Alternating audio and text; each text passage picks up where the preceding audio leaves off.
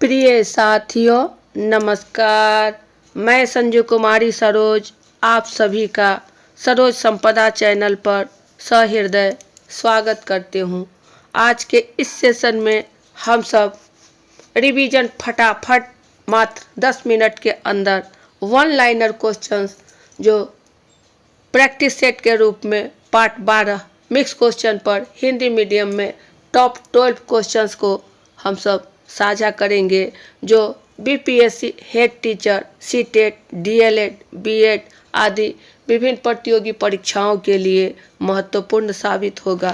तो ज़्यादा देर ना करते हुए सेशन की ओर हम सब चले। प्रश्न 1 हमारा है,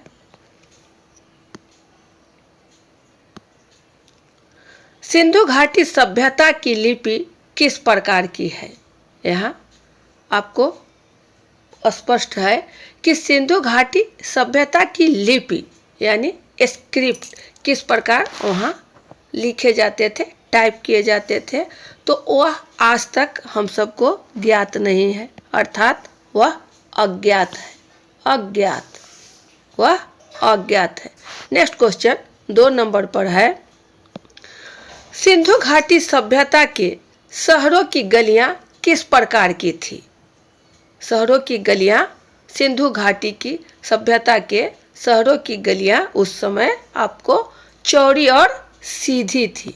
किस प्रकार की गलियां थी, तो चौड़ी और सीधी। नेक्स्ट क्वेश्चन 3 नंबर पर है, स्मृति सीखी हुई वस्तु का सीधा उपयोग है। किनका कथन है, तो स्मृति सीखी हुई वस्तु का सीधा उपयोग है। यह कथन आपको स्किनर महोदय का है। किनका कथन है, स्किनर महोदय का है। यह सब कथन को हम सबको याद रखने की आवश्यकता है, क्योंकि इसमें कहीं भी बनावटी बातें नहीं होती है। तो स्मृति, यादगार, मेमोरी, सीखी हुई वस्तु का सीधा उपयोग है। किनका है कथन, तो स्किनर महोदय का है। नेक्स्ट क्वेश्चन 4 नंबर पर है, विकास में वृद्धि से क्या तात्पर्य है। विकास में वृद्धि, यह कह रहा है डेवलपमेंट में ग्रोथ। तो यह आपका हो जाएगा आकार में, सोच में, समझ कौशलों में वृद्धि, विकास में वृद्धि से तात्पर्य है। आकार में, सोच में, समझ कौशलों में वृद्धि। नेक्स्ट क्वेश्चन 5 नंबर पर, वर्तमान में राष्ट्रीय बाल संरक्षण आयोग के अध्यक्ष कौन है।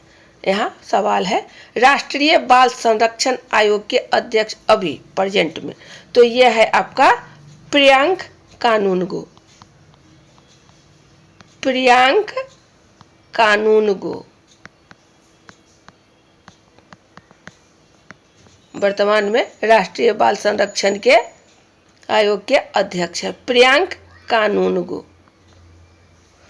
नेक्स्ट क्वेश्चन 6 नंबर पर है, land of the rising sun Japan को क्यों कहा जाता है। जापान को ही land of the rising sun क्यों कहा जाता है, तो विश्व में जापान ऐसा देश है जो पूर्व में सबसे अंतिम छोर पर है।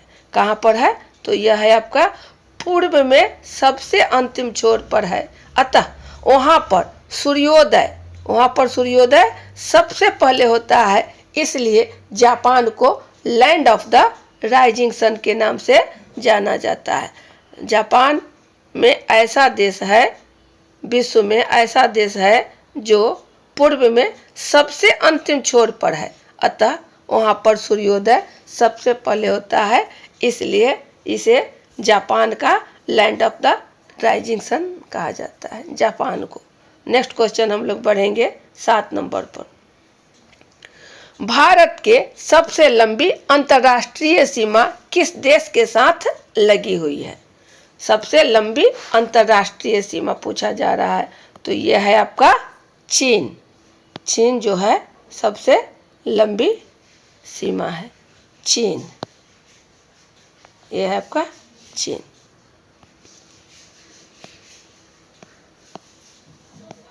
चलिए नेक्स्ट क्वेश्चन 8 नंबर पर है, पुस्तक प्रॉफिट सॉन्ग के लिए बुकर पुरस्कार 2023 से किस लेखक को सम्मानित किया गया है, तो यह है आपका पॉल लिंच। पॉल लिंच को बुकर पुरस्कार 2023 से प्रॉफिट सॉन्ग पुस्तक के लिए सम्मानित किया गया है? पॉल लिंच को। नेक्स्ट क्वेश्चन 9 नंबर पर है, महात्मा गांधी के साथ द्वितीय गोलमेज सम्मेलन में हिस्सा लेने अन्य कौन गया था? महात्मा गांधी के साथ द्वितीय गोलमेज सम्मेलन में हिस्सा लेने सरोजिनी नायडू गई थी। कौन गए थे? सरोजिनी नायडू। तो हम सभी जानते हैं कि ये द्वितीय गोलमेज सम्मेलन आपको वर्ष 1931 में हुआ था। वर्ष 1931 में हुआ था। किनके बीच? तो इरविन एवं गांधी के बीच समझौता हुआ था। इरविन एवं गांधी के बीच समझौता हुआ था वर्ष 1931 में। इसे द्वितीय गोलमेज सम्मेलन के नाम से भी जाना जाता है। नेक्स्ट क्वेश्चन 10 नंबर पर आपको है,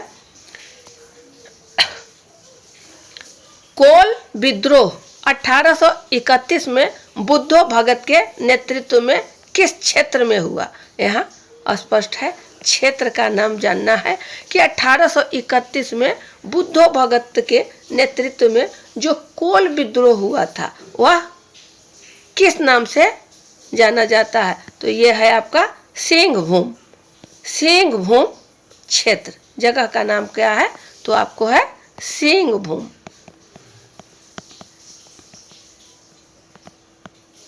नेक्स्ट क्वेश्चन 10 नंबर पर 11 नंबर पर है, किस खाद्य उद्योग का प्रभुत्व बिहार में कृषि आधारित उद्योग में है?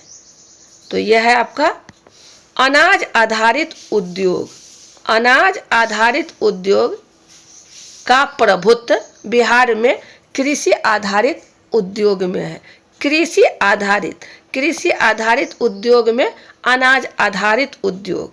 नेक्स्ट क्वेश्चन एवं लास्ट क्वेश्चन आपको 12 नंबर पर है, आरंभिक दिनों में अकबर के रीजेंट कौन था? अकबर के रीजेंट कौन था? रीजेंट का मतलब यहाँ है हिंदी में आपको संरक्षक। तो आरंभिक दिनों में अकबर के रीजेंट के रूप में बैरम खां थे। कौन थे? तो आपको बैरम खां आरंभिक दिनों में अकबर के रीजेंट था। तो ये थे आपके टॉप 12 क्वेश्चंस।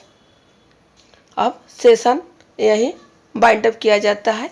अगले सेशन में हम सब पुनः अच्छे प्रश्नों को लेकर उपस्थित होंगे। तब तक के लिए जय हिंद।